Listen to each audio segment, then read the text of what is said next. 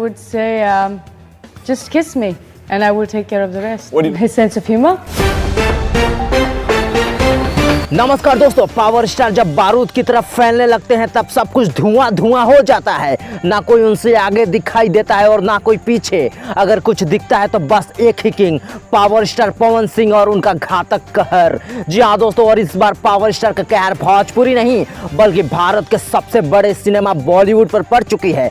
दोस्तों आपको बता दें कि भोजपुरी जगत के बादशाह पावर स्टार पवन सिंह पर बॉलीवुड की सीधी नजर पड़ चुकी है और बॉलीवुड की तबाही और कातिलाना एक्ट्रेस पूनम अग्रवाल ने हमारे पावर स्टार पर सीधा न्योता दे दिया है भोजपुरी छोड़ बॉलीवुड में कदम रखने के लिए।